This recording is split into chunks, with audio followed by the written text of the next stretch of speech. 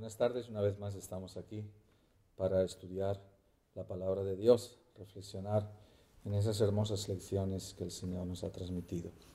Queremos en esta hora saludar a nuestros pastores aquí presentes, el hermano Petkov a mi derecha, el hermano Idel Suárez a mi izquierda, y darles también la bienvenida. Que Dios os bendiga.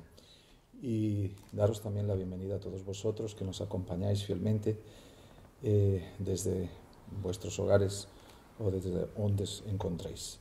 Dios os bendiga. Queremos, antes de comenzar el estudio y la reflexión de la palabra, realizar una oración en silencio.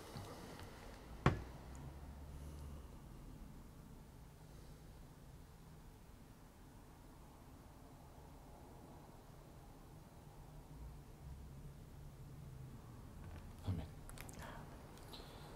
Bien, hoy tenemos un estudio interesantísimo sobre la profecía de Daniel 2, continuando con la serie de estudios relativos a este capítulo. Ya la semana pasada pudimos ver cómo el rey recibía la visita de Daniel y Daniel le transmitía el sueño que le había tenido, le daba gloria a Dios. El rey quedaba sorprendido porque Daniel no solamente le hizo patente su sueño, sino que le transmitió que él estaba preocupado por el destino de su imperio. Esto tiene el sello divino, porque nadie puede saber esas cosas, solo Dios. Y el Señor se las transmitió a Daniel. Entonces Daniel comenzó a contarle el sueño y su interpretación. Y pudimos ver lo que significaba la cabeza de oro. El imperio babilónico, muy esplendoroso, poderosísimo, pero que estaba también destinado a perecer, a pasar. Y hoy tenemos el estudio de la parte de los pechos y los brazos que simboliza otro reinado. Vamos a entrar en materia. La lección del 19 de febrero del 2011, el sueño profético, continuación. Bien, queridos pastores, después de la cabeza de oro hay unos elementos que analiza la profecía y que tienen un simbolismo.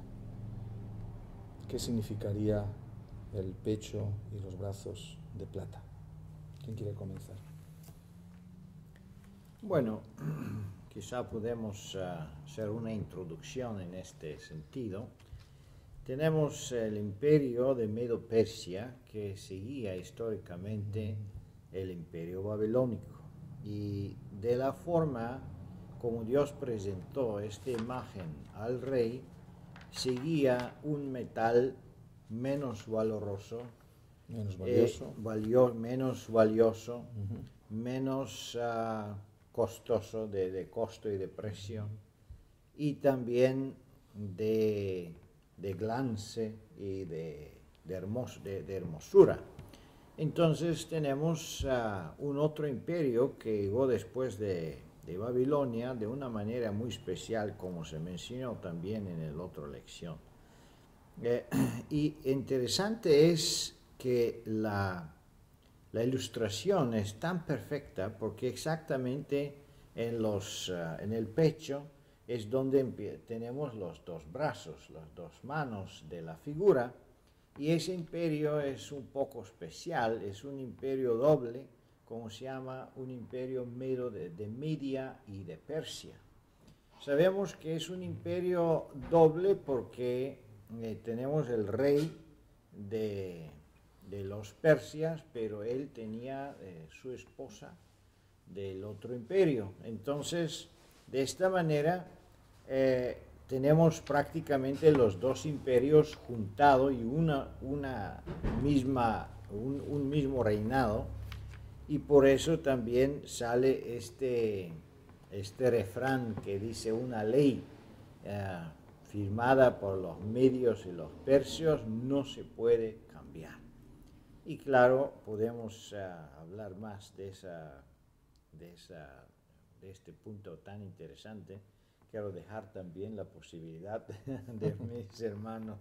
Es decir, que lo que estábamos escuchando es que eran dos imperios o dos reinos separados, pero que por el tiempo vienen a ser uno, y que ese imperio ya unificado, el imperio medo-persa, ataca a Babilonia como si fueran un solo hombre. Se alían para conquistar el imperio babilónico, la ciudad de Babilonia. Es interesante que es el pecho y los brazos. Hay dos brazos y eran dos reinos. El hermano Cholich, que en paz descansa, acostumbraba a decir que un imperio fue dominado por un reino, por dos reinos, y esos dos reinos fueron dominados por una nación, y esa nación fue dominada por una ciudad, y luego esa ciudad fue dominada por tribus bárbaras. Y así vemos el descenso en la historia y sin embargo la expansión del territorio. Y estos persas, en este tiempo de los persas, tenemos a Nehemías, tenemos a Esdras, tenemos a Esther. Imagínate que la emperatriz era judía, era del pueblo de Dios. Tanta influencia tenía ella sobre todo el imperio. Y su tío o primo, Mardoqueo, llegó a ser primer ministro. Una influencia grandísima, así como José cuando estuvo en la corte de Egipto. Muy bien. Entonces, tenemos ya clara la primera pregunta, que nos dice que seguía la cabeza de oro. Hemos visto el pecho con los dos brazos, que simbolizaba el reino medo-pérsico, formado por dos naciones que se alían para atacar, o bueno, ya estaban aliadas y atacan como un solo hombre a Babilonia. ¿Qué otros profetas, dice la pregunta número 2, predijeron la caída del reino babilónico? Isaías y Jeremías hicieron predicciones de la caída de Babilonia, la cuna de los caldeos, esa ciudad maravillosa, imperial. Y ellos enfatizan en sí más a los medos, que ellos atacarían a los caldeos y serían crueles, tendrían una gran venganza contra los caldeos. Así como Babilonia había destruido a Jerusalén, ahora Babilonia tendría que sufrir por lo que había hecho, al no ser fiel. Cuando vemos estas profecías que hicieron estos profetas de Dios, ¿no?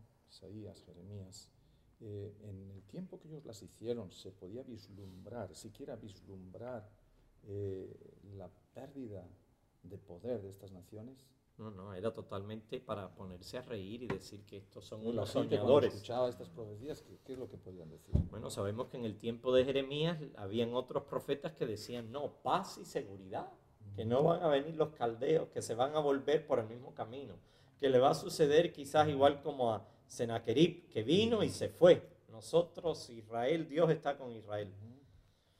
Y así no fue. Es decir, que cuando Dios profetiza a través de sus siervos, ¿verdad? Lo que Él dice se cumple. Y esto también, aplicado a nuestros días, pues nos da un gran aliento, porque hay algunas profecías en la palabra de Dios que todavía no se han cumplido, que están fijadas para este tiempo, el tiempo del fin. Y concretamente esta profecía de Daniel 2, hay una parte que en su momento estudiaremos que todavía no ha hallado el cumplimiento, que es cuando cae la roca, ¿verdad? Es la segunda venida del Señor Jesús. Pero es interesante notar que al igual que se ha ido cumpliendo matemáticamente cada parte de la profecía de forma fiel en la historia lo confirma, ¿verdad? Sí. Esa parte que nos falta también se va a cumplir. Claro. Porque una de las evidencias de que la profecía viene de parte de Dios es que se cumple, ¿verdad? Así es que vemos que estos profetas también profetizaron acerca de la caída del reino babilónico. Dios usó a Babilonia para castigar a Judá y también usó a otra nación, a los medo-persas, para castigar a Babilonia. Bueno, entonces, en la pregunta 3 se nos dice, ¿cómo llamó el Señor a ese conquistador de Babilonia? ¿Cómo lo llamó? Ciro. Y antes que naciera, más de 100 años antes de nacer, ya lo menciona por nombre, Ciro. Y dice, mi pastor Ciro, mi ungido. O sea que lo trata como el Mesías, como el prometido, el ungido de Dios. Si tú lees los comentarios judíos, ellos dicen que eso se refiere al Mesías, que tiene una aplicación a la era mesiánica. Eso es lo que creen los judíos.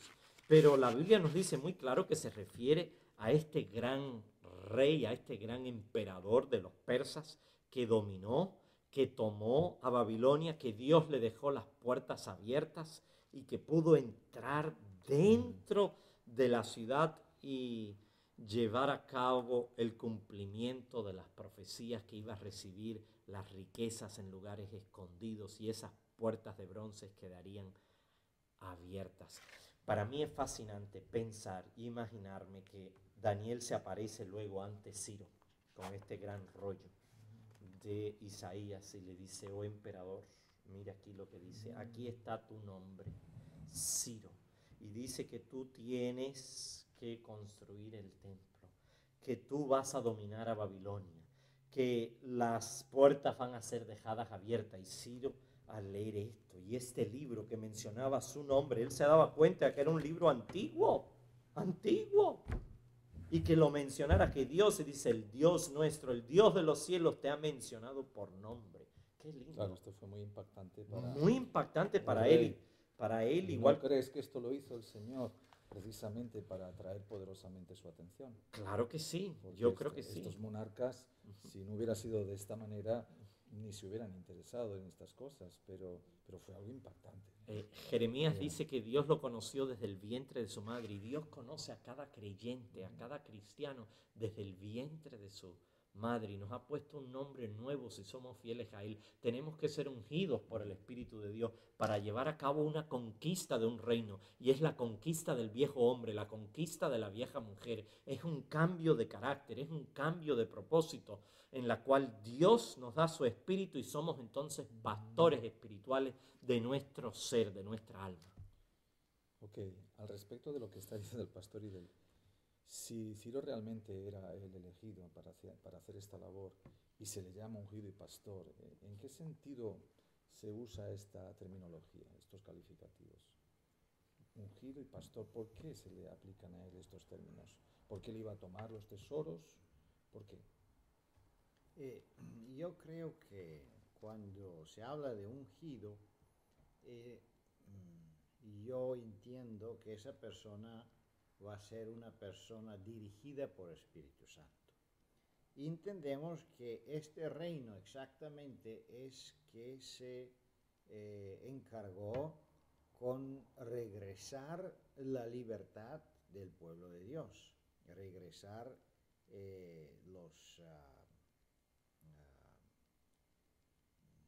las cosas del templo, también apoyar el regreso de los judíos, la construcción de Jerusalén, la construcción del templo. Todo eso son cosas muy significantes, sabemos, después del desarrollo de todas las profecías. Imagínense que también la profecía de 2300 noches y mañanas tiene que ver con la construcción del templo, con la construcción de Jerusalén. Entonces, todo es una cadena de profecías y que debían cumplirse. Entonces, esta persona fue una persona elegida por el Señor para cumplir una tarea muy especial, muy concreta. Y sabemos que eso de verdad se cumplió, y de una manera maravillosa. Babilonia cayó.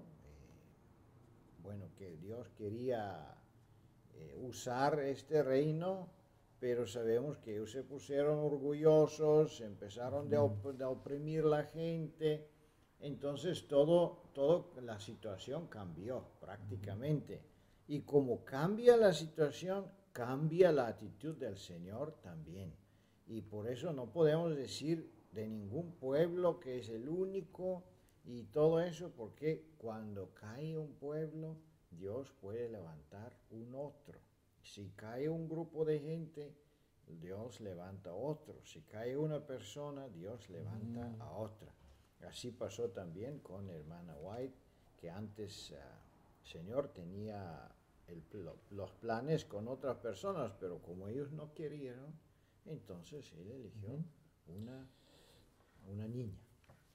Cuando nosotros escuchamos estos términos, ungido y pastor, de alguna forma nos viene a la mente una especie de comparación Ujú, entre Ciro y Jesucristo. ujú, Ciro tenía la misión, aunque él no lo sabía, de permitir el retorno y facilitar el retorno de los judíos a Jerusalén para que volviesen a tomar posesión de lo que fue suyo y que alguien se lo arrebató. Ahora, ¿no está haciendo el Señor Jesucristo hoy lo mismo con nosotros?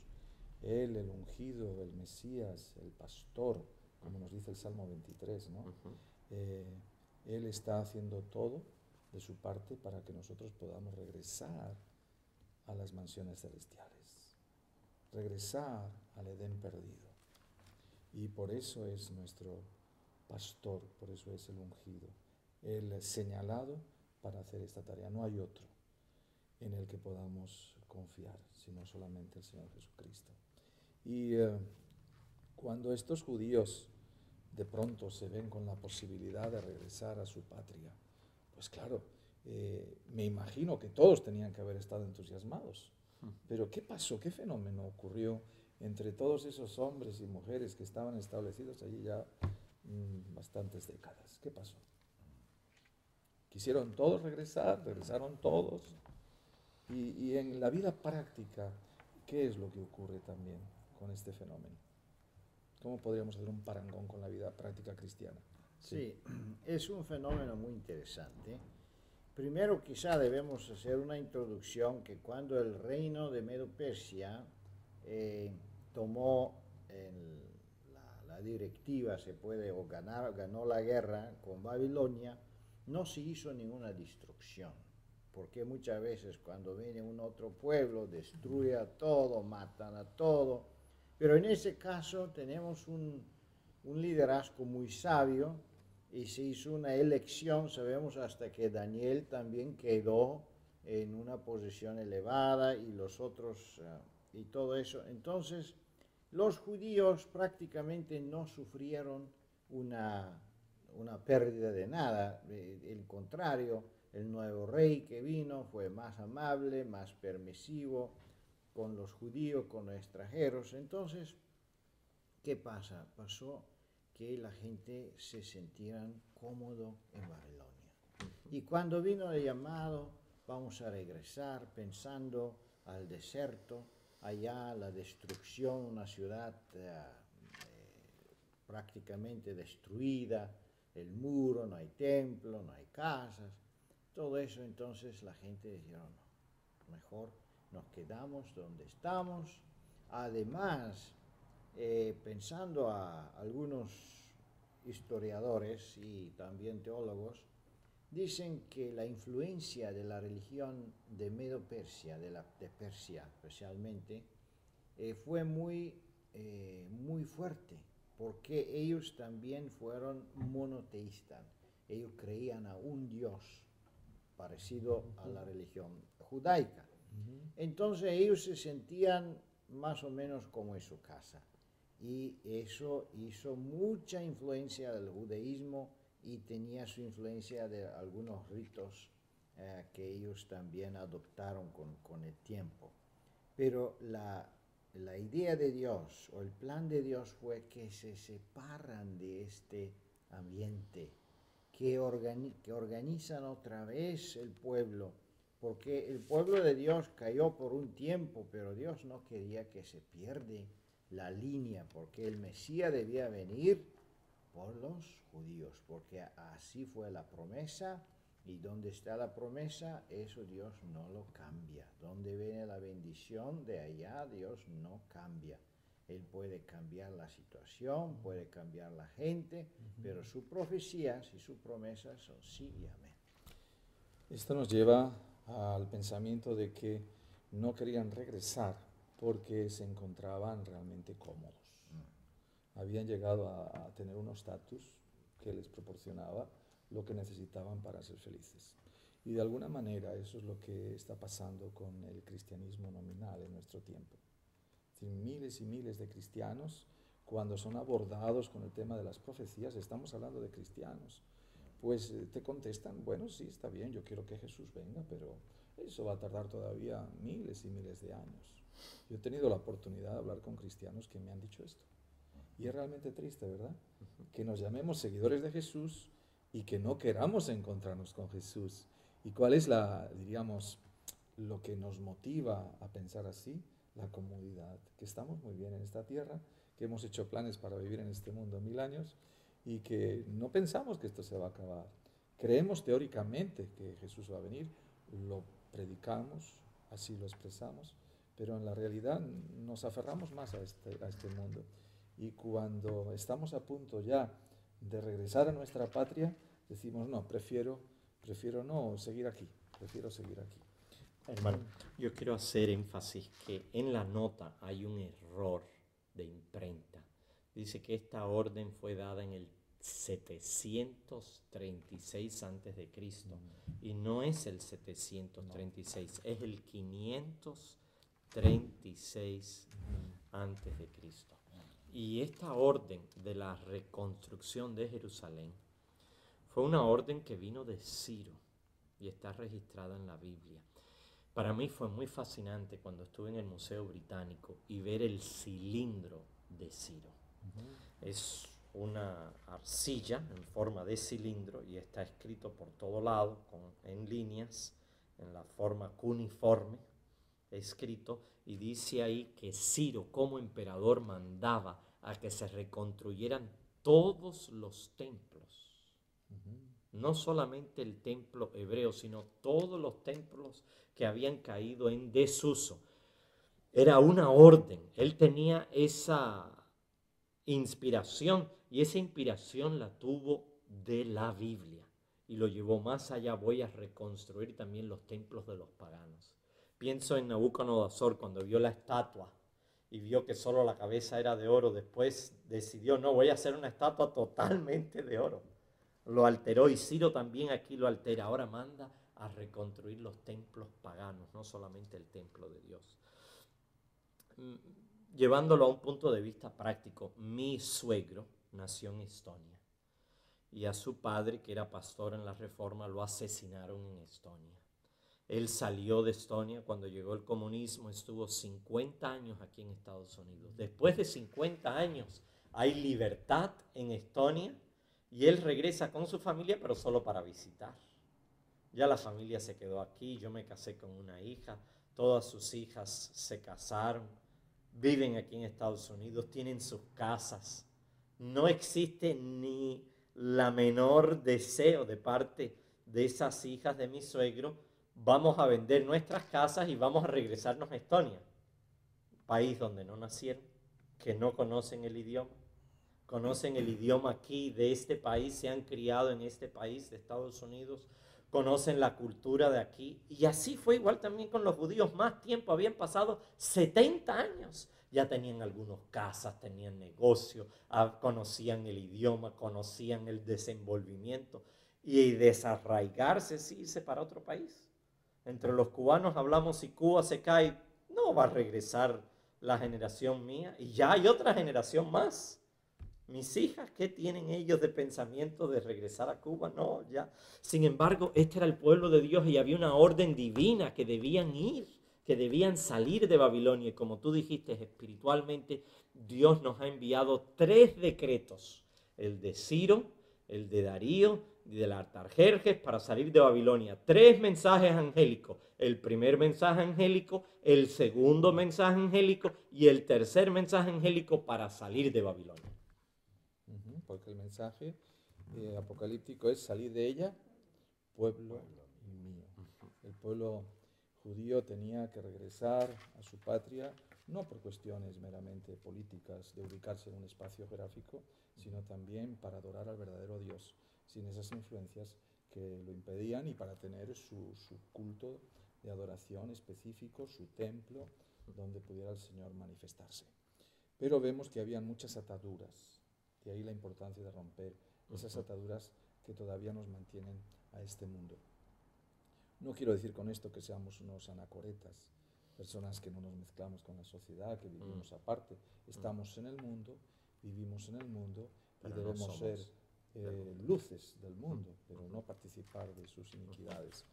Ahora, ya estamos ubicados en tierra de Judá. Y de pronto, cuando comienzan a reconstruir, vemos que vienen unas personas a echarles una mano. Esto sería en principio una buena noticia. Mirad, han venido ciertas personas a ayudarnos. Podríamos alegrarnos, ¿no?, con esta ayuda. Pero ¿qué había detrás de esta ayuda? ¿Quién le ofreció la ayuda? ¿Quiénes eran estas personas? ¿Qué peligros habían en este ofrecimiento? ¿Y por qué lo rechazaron? La Biblia dice los enemigos de Judá y de Benjamín. La versión en inglés dice los adversarios. ¿Pero por qué enemigos? ¿Por qué? ¿Quiénes eran estas personas? ¿De dónde venían?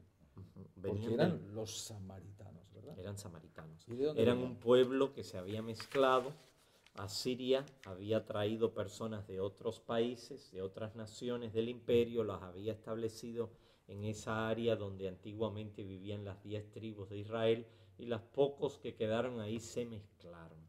Y esa gente siempre le hizo la vida imposible al pueblo de Dios, por regla general, ¿no? Eran enemigos de Judá y de Benjamín y vinieron con esta idea de ecumenismo. Vamos a hacer... Entonces, si esas personas eran descendientes de las 10 tribus, con una mezcla, ¿no?, pero descendientes tendrían que tener algo parecido. O adoraban, dice, al mismo Dios, pero sabemos que no mantenían la misma religión. Había sido pervertida la religión. Había un decreto de parte de Dios de que no podían mezclarse los judíos con otras naciones en matrimonio, ni en alianza, ni en negocio. Ya vemos que con la separación en el tiempo de Roboam, con Jeroboam, al establecer allá otro culto, hubo mucha perversión de la fe genuina, y luego con la mezcla de esos asirios, la cosa todavía se pervirtió más. Así es. Y ahora vienen a ofrecer ayuda. Personas que casi tienen la misma fe, o se parecen, ¿no? Dicen, profesan que tienen la misma fe, pero no tenían la misma fe, no tenían las mismas obras. Y esta ha sido la historia del pueblo de Dios a través de las épocas. Hoy se nos acercan cristianos, aún grupos que se dicen adventistas y dicen, vamos a cumplir la oración de Cristo, vamos a ser uno. Pero ¿cómo vamos a ser uno si no compartimos los mismos principios de fe? Y otros que dicen, no tenemos los mismos principios de fe. Pero ¿cómo es que no tenemos el mismo espíritu? No damos la misma historia de los sucesos, no tenemos la misma predicción del futuro y no creemos igual sobre la naturaleza de Jesús. Hay diferencia, y esto Dios lo ha escrito para nuestro bienestar, para que nosotros sepamos de que siempre van a venir enemigos y adversarios diciendo, edifiquemos juntos, hagamos obra misionera juntos. Imagínate, hermano, si nosotros nos unimos con otra gente de otra denominación y vamos a hacer obra misionera, cuando a la gente le toca ir a la iglesia, ¿qué le decimos? ¿A qué iglesia vas a ir ahora? ¿Cuál es el pastor que te va a bautizar? ¿A dónde vas a dar el diezmo? ¿Cuál escuela sabática lo vas a estudiar? Ocurren un sinnúmero de contratiempos, no es posible. Eso, sino cuando hablemos del día de reposo. Sí. ¿Cuál es el día del Señor? Sí, también. Siendo cristianos divergemos en eso. O cuando de pronto hay un llamado para tomar armas e ir a matar al enemigo. ¿Cómo concebimos los cristianos ese mandato gubernamental? ¿Podemos los cristianos tomar armas y matar a nuestros semejantes? Hay tantas cosas que nos separan aún, a pesar de que nos llamamos cristianos, todos. Pero eso no significa que todos estamos unidos en un mismo propósito y en una misma fe, porque la Biblia habla de una misma fe, un solo bautismo y un solo Señor. Entonces, para estar unidos necesitamos tener una misma fe, porque cuando no existe la misma fe, entonces no puede haber unidad, porque la misma palabra de Dios nos dice, andarán dos juntos si antes no se han puesto de acuerdo. Tenemos que ponernos de acuerdo primero en los principios bíblicos y después podemos andar juntos. La premisa de que lo primero que hacemos es estar unidos, descartando las diferencias, eso no va a crear una sólida base, porque la verdad no se puede descartar en aras de la unidad. ¿Cuántas separaciones han habido dentro del cristianismo? Precisamente por esa falsa concepción, ¿no?, de que podemos estar unidos a pesar de que no creamos igual. La unidad tiene que ser en base al mensaje bíblico. Hermano Petkov. Sí. Quería enfatizar una parte de este cambio que fue introducido por Jeroboam, el cambio fue que él no aceptó el sacerdocio o la línea sacerdotal que tenía el Israel, porque él creó un nuevo reino, un nuevo culto y adoración. Entonces él creó también una nueva línea de sacerdotes que no fueron en acuerdo con la promesa, no fueron de la línea como lo dijo Dios. Entonces esos sacerdotes no más predicaban lo mismo, no más hicieron lo mismo.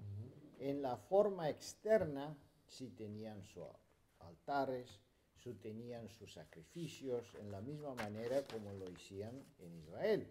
Pero en realidad ellos no adoraban en el mismo Dios, no lo adoraban con la obediencia. Eso fue prácticamente una religión de Caín, que él adoraba de la manera como él pensaba que debía ser, pero no una adoración de obediencia. Y me imagino que ellos se molestaron mucho por la llegada de los israelitas y porque empezaron a construir Israel, Jerusalén, perdón, empezaron de construir Jerusalén y con esto se hicieron en el peligro las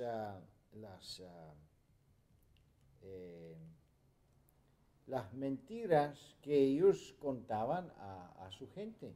Porque ahora con la reconstrucción del templo debía salir la religión antigua, entonces se desmascaraba todas las diferencias que ellos tenían y todos los cambios que fueron introducidos no por Dios, pero por un hombre. Y eso le molestaban y no querían ellos que esta restauración de esta religión antigua. Una de las premisas del ecumenismo precisamente es esta, ¿no? Ocultar, dejar a un lado lo que nos diferencia para tomar solamente aquello que nos une y de esta forma poder continuar con ese proceso de unidad. Claro, nosotros estamos de acuerdo con la unidad, esto es importantísimo. Luchamos para que exista unidad en este mundo, para que los seres humanos se respeten, se amen, pero la unidad debe estar basada en la verdad. Amén. En la verdad. Dice la Biblia, la verdad os hará libres. Entonces, si yo tengo que abandonar los principios peculiares de la palabra de Dios, verdades que son pilares fundamentales de nuestra fe para poder estar unidos con otras personas, esto es algo que niega el verdadero cristianismo. Los primeros cristianos que fueron sacrificados en esos circos romanos hubieran podido depositar unas pocas cenizas al pie de aquellas imágenes, de aquellos ídolos, y hubieran podido salvar sus vidas. Cuando hubo la fusión de Estado y gobierno en el siglo IV, una facción, una parte del cristianismo se adaptó a las exigencias, ¿verdad? A las nuevas exigencias. Y estuvo dispuesta a abandonar su fe peculiar para poder tener unidad. Pero esto trajo una división tremenda en el cristianismo hasta el día de hoy, trajo apostasía a las filas del cristianismo. Entonces, los cristianos debemos tener como ejemplo al pueblo de Judá, que cuando va a reconstruir el templo y la ciudad, cuando va a reconstruir los cimientos de la antigua fe, de la antigua religión, porque nosotros también somos reparador de portillos, ¿verdad? Entonces, reciben la visita de unas personas que están en contra de esos servicios y de esa fe. Entonces, ¿cómo van a tener comunión con ellos? ¿En qué medida eso va a ser exitoso? Por eso lo rechazan. ¿Y qué ocurre, hermano Lidel? Estos enemigos, por un lado, decían, queremos ayudarte, pero la Biblia nos dice que por otro lado sobornaron además contra ellos a los consejeros para frustrar sus propósitos todo el tiempo de Ciro, rey de Persia, hasta el reinado de Darío, rey de Persia. O sea que por un lado vamos a hacer paz, y quiero hablar dentro del mismo adventismo. Pero dicen, queremos hacer paz, pero al otro lado hacen guerra. Sobornan a otra gente. Si te vienes para la iglesia nuestra como misionero, te vamos a pagar más dinero. Eso ha pasado en algunos países. Yo lo sé, me lo han contado los hermanos, han llegado unos supuestos creyentes y les dicen, mira, abandona esa denominación, te vienes con nosotros y te vamos a pagar más, sobornan. Entonces son mercenarios. Entonces ya no es de principio que uno no puede ser comprado. La verdad no se compra ni se vende. Y el verdadero Hijo de Dios no puede ser comprado ni puede ser vendido. Su propósito está en Cristo. Es inmovible como sobre la roca eterna. Y es muy bonito lo que dice Zorobabel. Dice, mira, no vamos a aceptar que no nos conviene edificar con vosotros la casa de nuestro Dios. Dijeron, no conviene, no lo vamos a hacer. Interesante que los que hacían este ofrecimiento, podríamos decir que tenían una religión semijudía y semipagana. Entonces ellos están haciendo un ofrecimiento que a la postre iba a provocar una perversión de los principios del verdadero pueblo de Dios. Iba a introducirlos en la idolatría. Y ellos vieron de antemano todo lo que estaba pasando y pudieron decir no a este ofrecimiento, apartarse. El texto bíblico de Deuteronomio 14:2 nos dice en la nota, porque eres pueblo consagrado al Eterno tu Dios. Él te ha elegido de entre todos los pueblos de la tierra para que seas un pueblo de su propiedad, un pueblo de la propiedad de Dios, un pueblo peculiar, un pueblo santo. Y esto se aplica a los principios. No podemos dejar que nuestros principios se alteren, ni en lo más mínimo, porque entonces estaríamos desobedeciendo a Dios. Y el principio de la sabiduría es el temor de Jehová, es decir, la obediencia al Señor. De esta forma, ellos se vieron liberados de esa influencia, pero tuvieron que arrostrar serias dificultades hasta desanimarse. Desanimarse y dejar por un tiempo la obra, ¿verdad? Pero siempre hay hombres valerosos, hombres de visión, que están ahí para empujar el proyecto, para animar a los desanimados y desalentados. Entonces, en la pregunta número 7, para finalizar, se nos pregunta, ¿qué advertencia inspirada es apropiada para nosotros hoy en cuanto a las líneas de demarcación? Ya lo hemos estado contestando de alguna manera, pero es importante notar lo que nos dicen los textos de referencia bíblicos. ¿Qué advertencia tendríamos para nuestro tiempo? Yo creo que aquí en Patriarcas y Profetas, página 418, tenemos la respuesta corta, directa, al punto, que puede ser un resumen de todo. No son los enemigos abiertos y confesados de la causa de Dios los que son más de temer. Más de temer son ellos que son más sutil, que son más mezclados con la verdad, que quizá tienen 90% de la verdad y 10% de la mentira. Entonces, eso es más sutil, más difícil a reconocerlo. Y es muy importante cuando estamos en el proceso de construcción del templo, de construcción de nuestra vida espiritual, que no permitimos ninguna mezcla en ese sentido.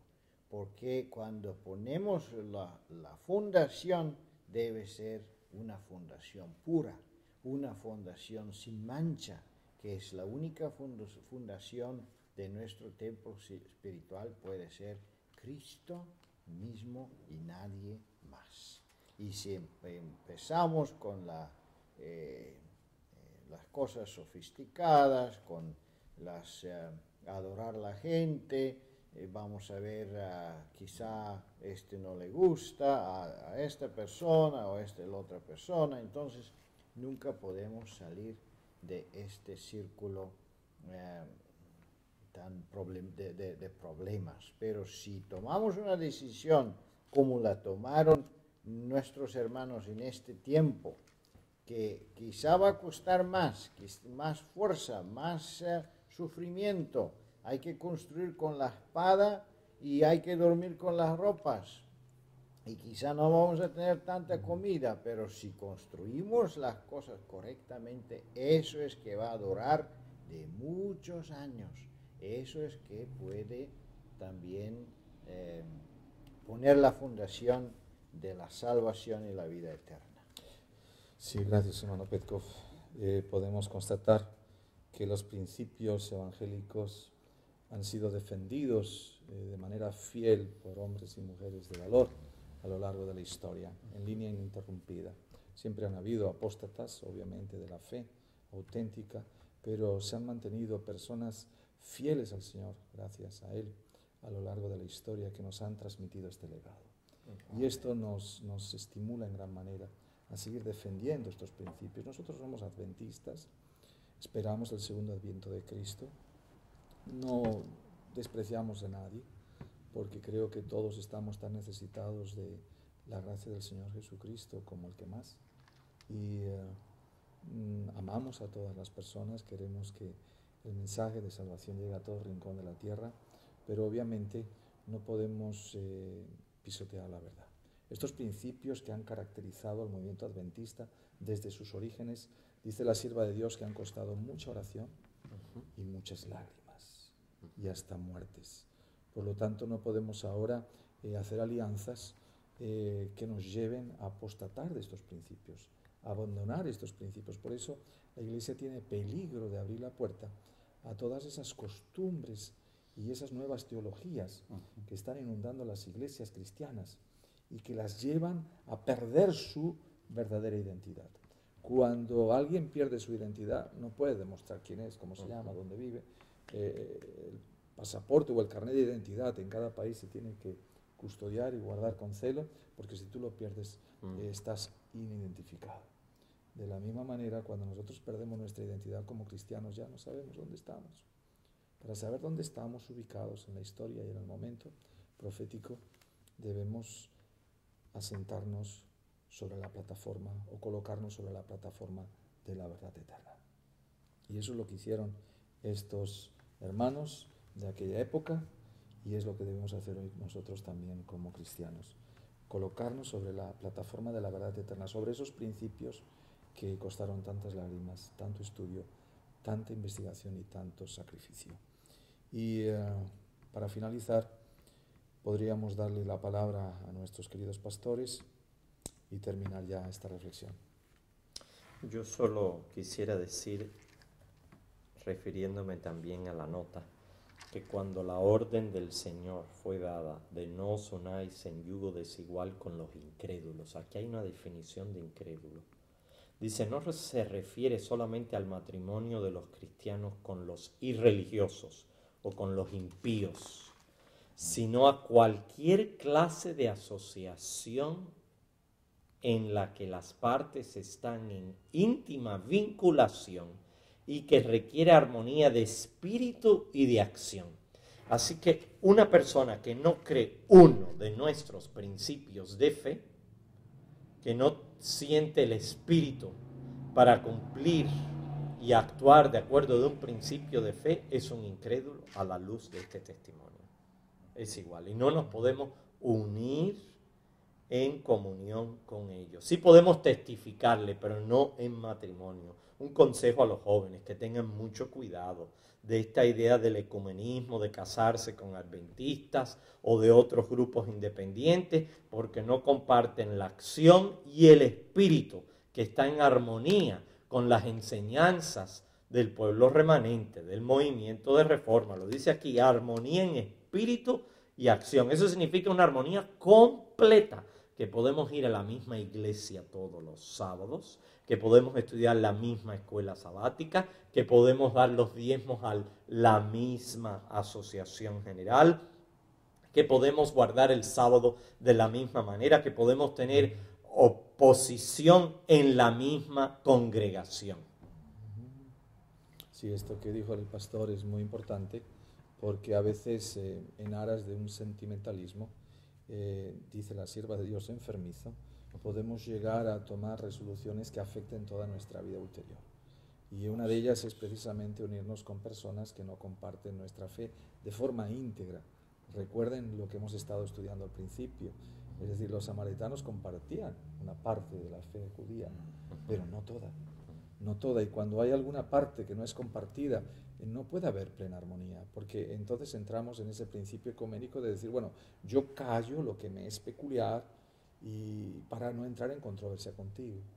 Y solamente hablo o digo o hago aquello que te puede agradar, que puede armonizar contigo, ¿verdad? Y viceversa. Entonces esto no puede proporcionar una unidad completa. Cuando una persona está ya casada, no conocía estos principios, bueno, tiene que hacer todo el esfuerzo necesario para mantener esa unidad.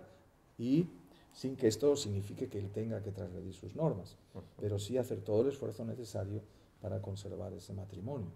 Pero si la persona no ha contraído matrimonio, debe pensar seriamente y reflexionar al respecto de lo que se está aquí enseñando, de que la unidad con personas que no comparten plenamente nuestra fe solamente pueden traer desdicha, desunión y muchas situaciones tristes.